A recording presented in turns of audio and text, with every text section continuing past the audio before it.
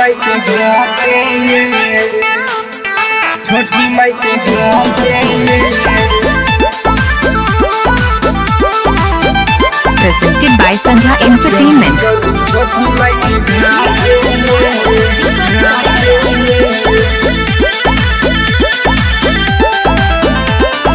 धालू न माथ पदौराए धालू न माथ पदौराए आ चलू चलू छठी माई के घाटे चलू चलू पटना के घाटे भजते देर नहीं तो भौजी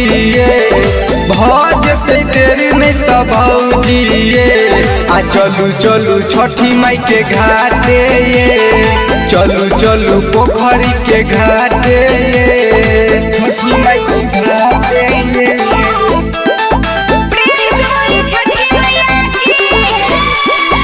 चलू चलू छोटी माई के घाटे छोटी माई के घाटे जाऊ ना बाजार लाले बुखाजर सब सामान ओरिए बा सुनु सुनु भौजी चलू आहा जल्दी पानी में खार हम हेबा ए भौजी चलू छोटी घाटे जाऊ ना बाजार लाले बुखाजर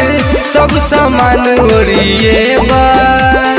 सुनु सुनु भौजी चलू आहा जल्दी पानी में खार हम हेबा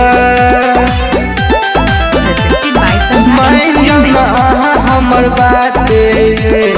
मान जाना आहा हमर बाते आ चलू चलू छठी माई के घाटे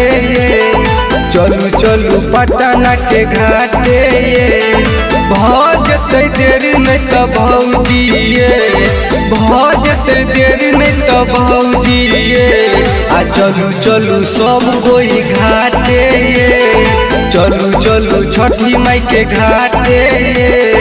चलू चलू छठी माई के घाटे छोटी माई के घाटे छोटी माई के घाटे फल फूल सब ओरिया कराखू दौड़ा में दियो सजाई करू नहीं सोर नहीं तो हेतै भोर जाए के करे छी तैयारी चलू छोटी घाट मजा आते फल फूल सब ओरिया कराखू दौड़ा में दियो सजाई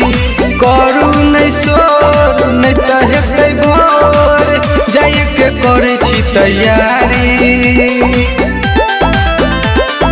बबुआला ललेब छुरछुरिया बबुआला ललेब छुरछुरिया आ चलू चलू छठी माई के घाटे चलू चलू छठी माई के घाटे